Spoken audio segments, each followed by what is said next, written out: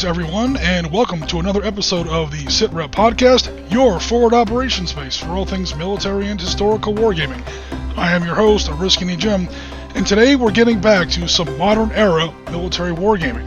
The conflict we have on our table today isn't one you usually see on the wargaming table, the Lebanon Civil War of the 1970s and 80s. The system we're using is Tactical Combat by Mark Ritchie, presented at Das Krieg House, home of the South Florida Miniatures Gaming Club.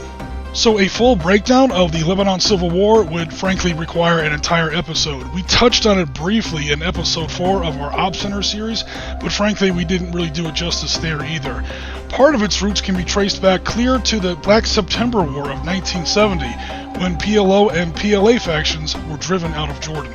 The Syrian army actually invaded into Jordan and engaged in full-scale combat against the Royal Jordanian Army, supposedly to support the PLO. Just to make the point that the so-called Arab-Israeli conflict isn't just Israel on one side and the Arab states on the other side.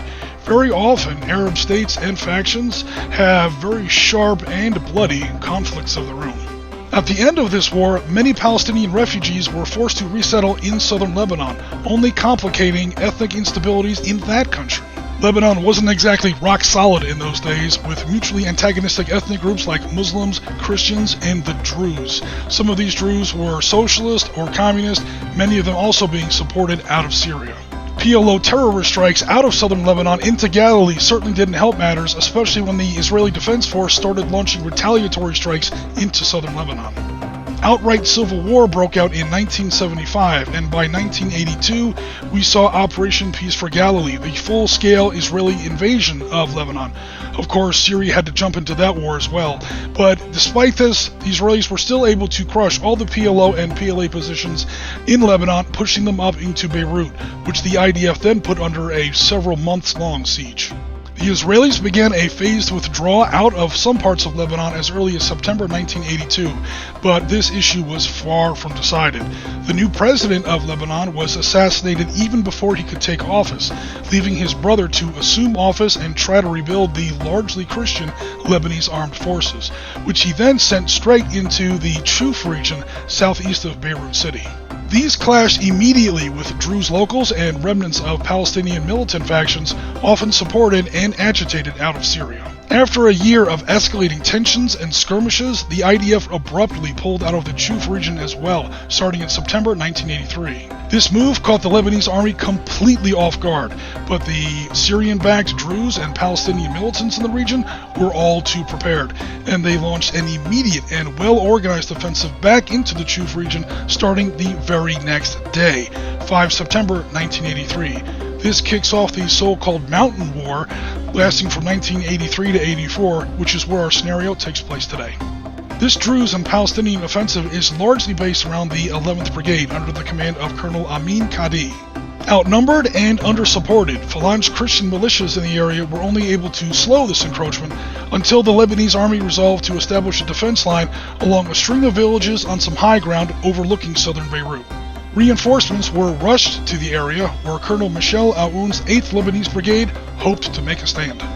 One of these towns was the scenic high-end resort of Souq el Gharb, our specific engagement for today's scenario.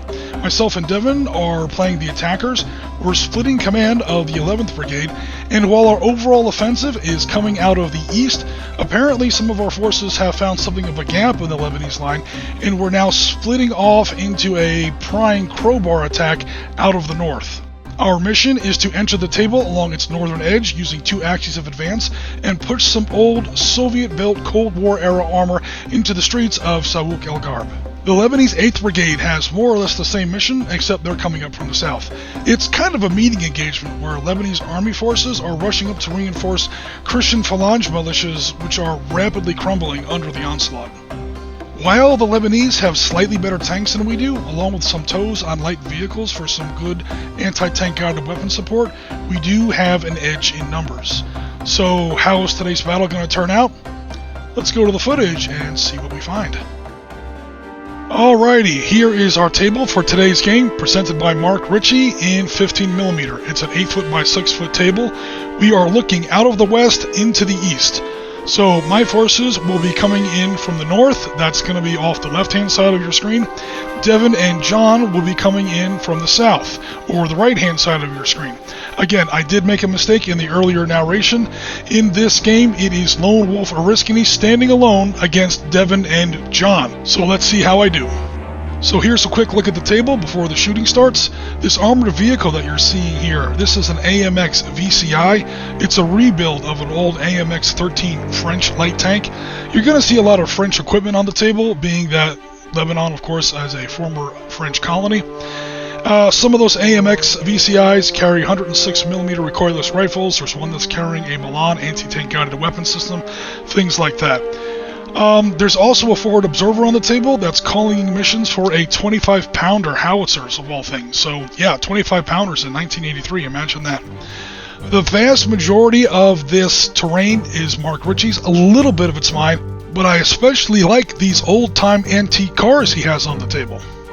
Okay, so here comes my force of Druze and Palestinian remnant forces onto the north side of the map. Of course, we have the predictable technicals. We have an old BRDM armored car, an old BTR vehicle there. I do have some pretty heavy armor coming on. We're looking at a T-54.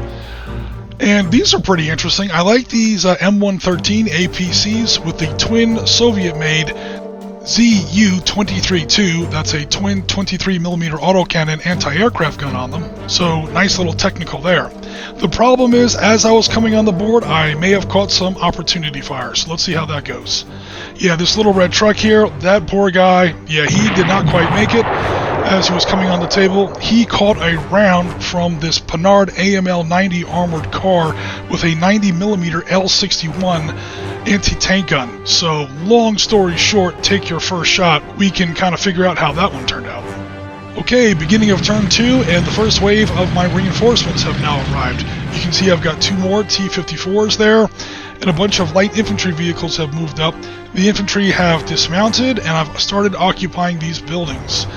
Now, some of these buildings have RPG teams in them. One of them also has a Sagger team in them. You can't really fire those while you're inside a building, but you can hop out and fire as enemy armor starts to get close. I tried to drop in some artillery on their Milans, but unfortunately I missed. Meanwhile, yeah, his forces are now coming onto the table. I'm trying to see what I can see. I hit that Panhard there. I knocked out another light vehicle there. There was a whole infantry team in that courtyard there. I killed most of them and forced the rest of them to flee. I'm also killing more enemy infantry and some of those forward buildings there. So yeah, so far I'm not doing too bad.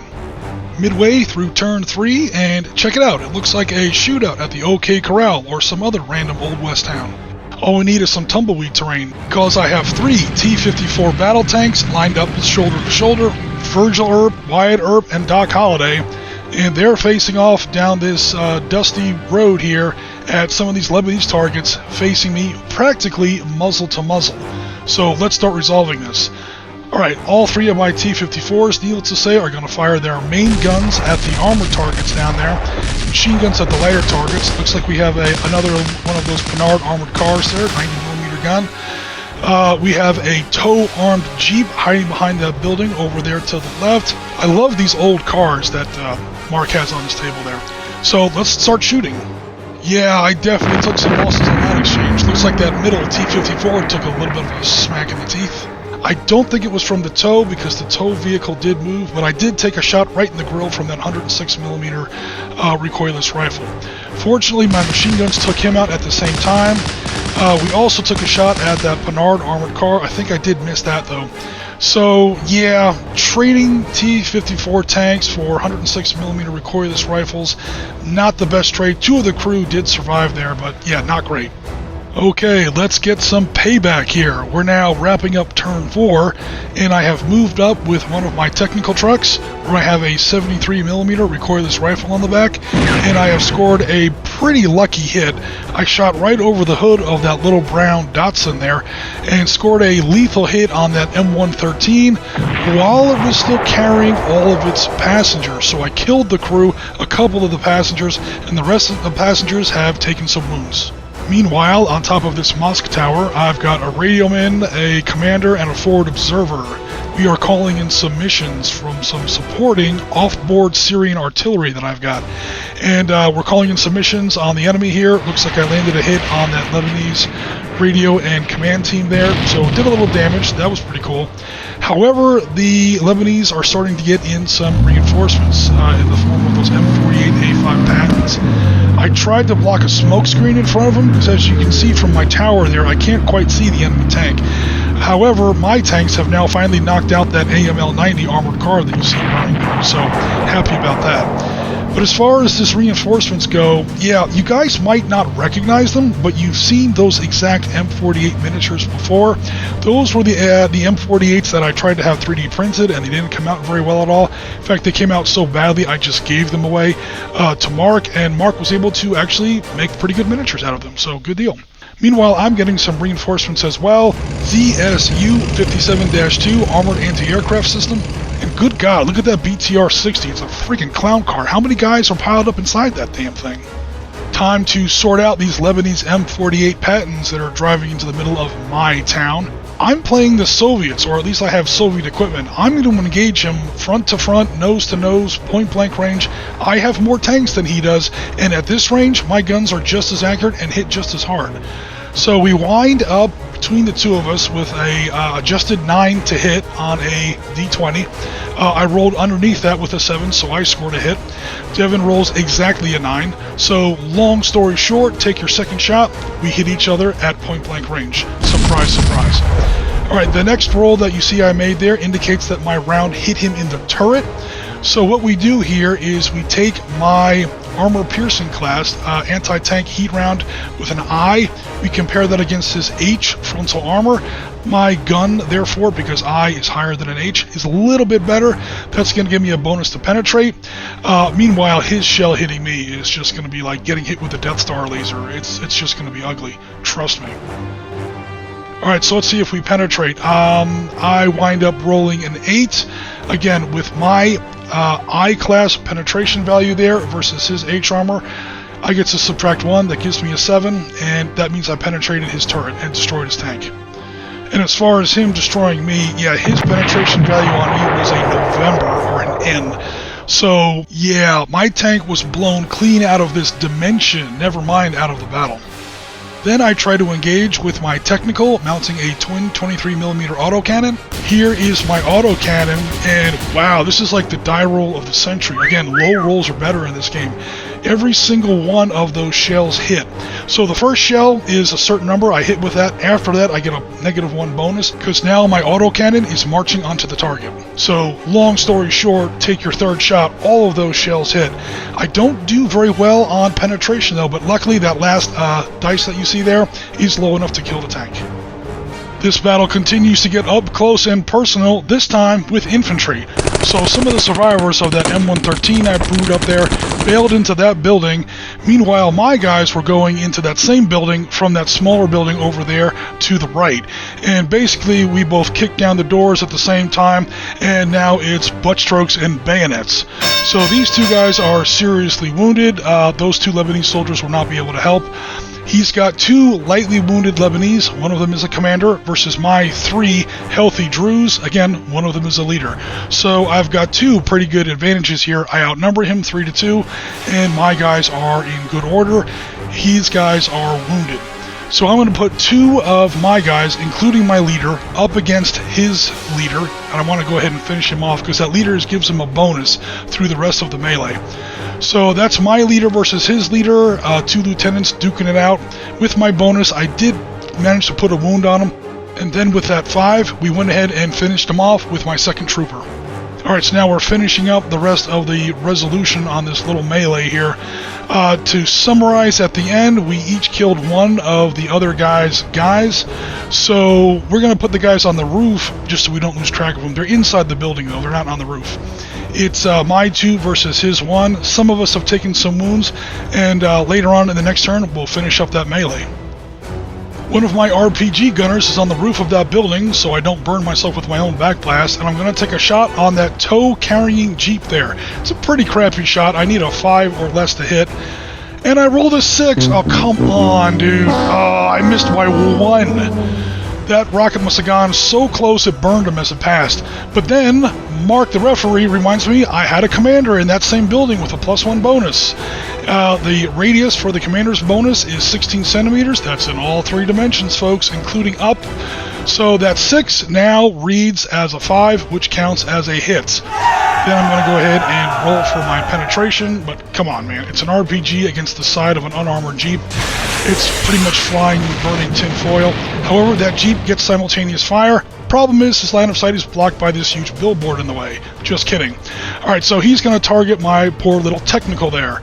My truck carrying my ZU-23-2 autocannon. So, unfortunately, he has scored a hit, and yeah, you see the results. Again, a tow missile against an unarmored truck, and plus he rolled really well on penetration. Yeah, that thing is literally vaporized clean off the battlefield. Here come some reinforcements for the Lebanese in the form of some old Israeli Ishermans.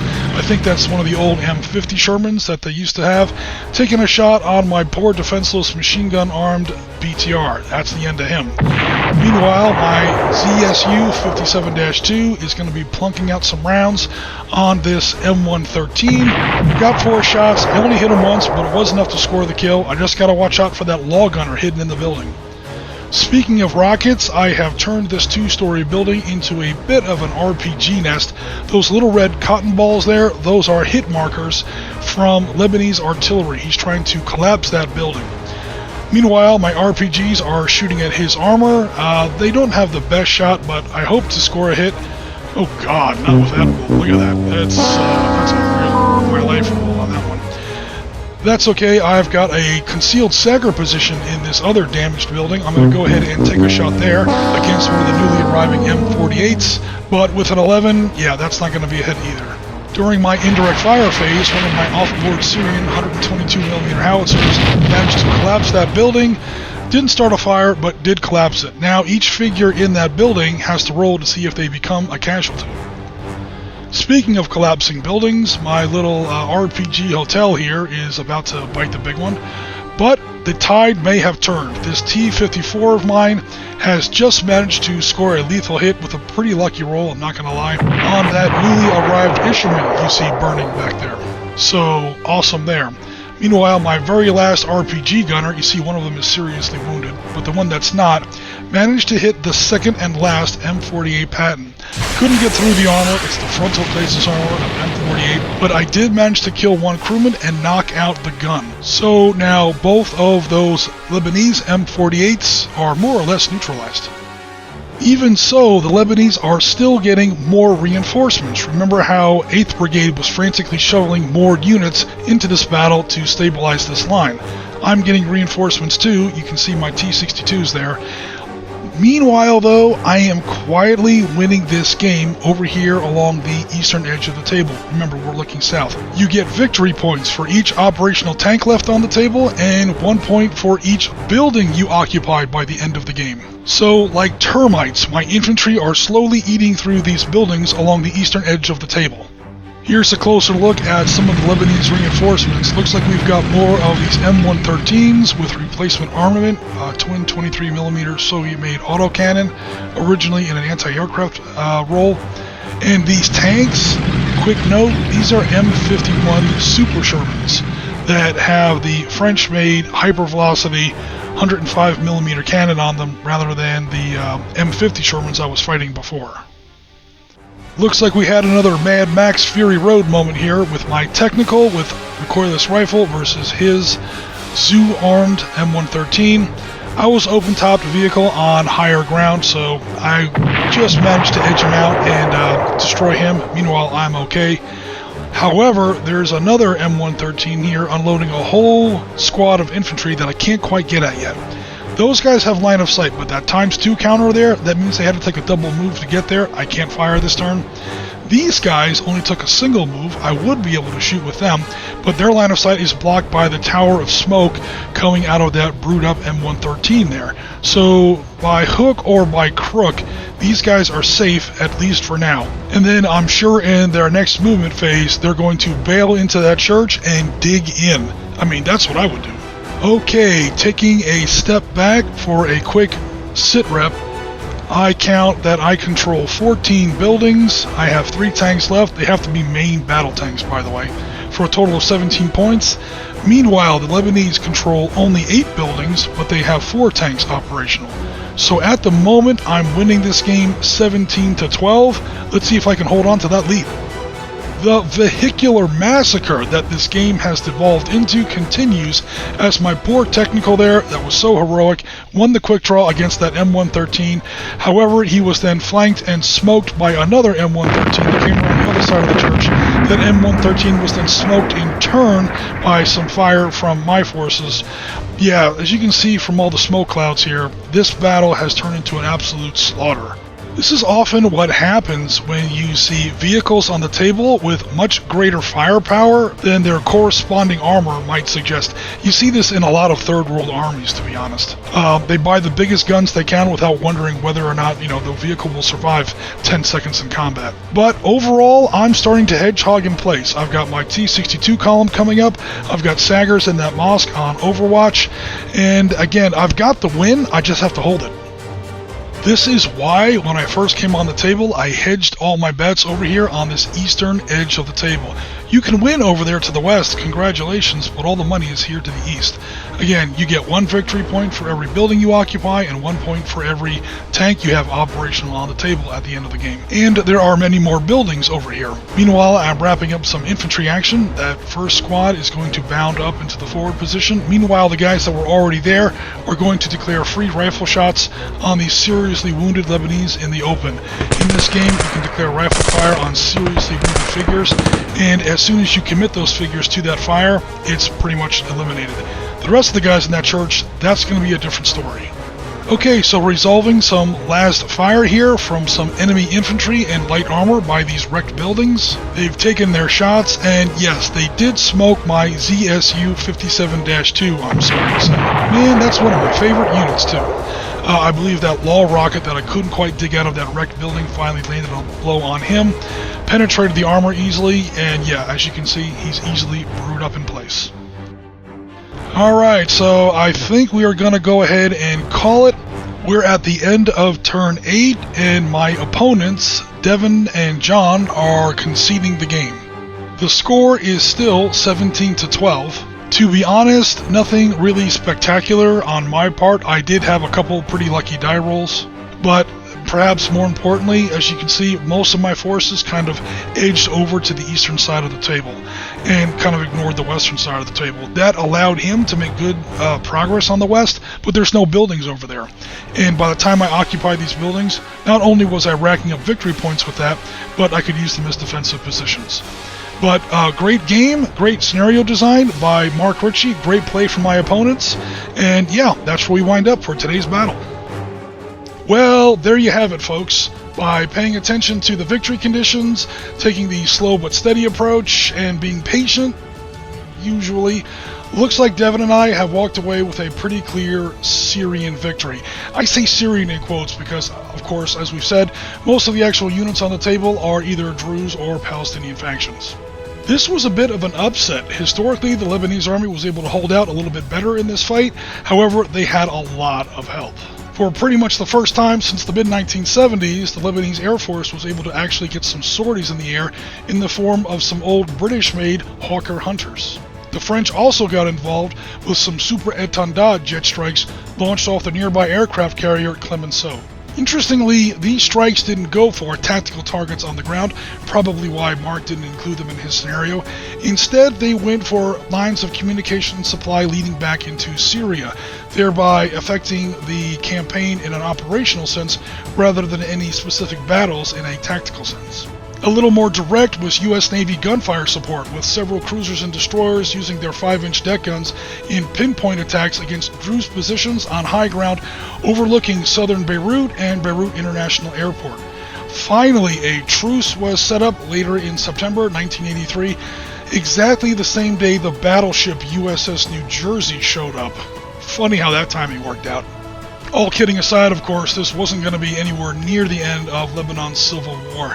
Just next month, we would see the Beirut bombings of the U.S. barracks, where we would see 245 Marines killed, along with another bombing that would kill 58 French paratroopers.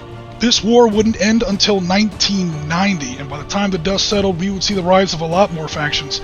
Not Sunni-based factions supported out of Syria, like the Palestinians or the Druze, but now Shiite-based factions out of Iran, like Hezbollah.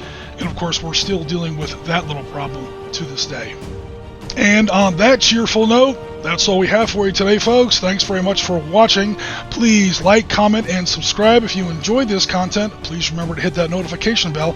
Also, please consider joining the Sitrep Podcast Discord. There is an auto-accept invitation link to our Discord in the description of this video. Join our community, see what everybody's up to, and best of all, show us what's happening on your hobby table. But for now, we are rounds complete for another episode of the Sitrep Podcast. I am your host, Ariskini Jim, and as always, Tango Mike for watching.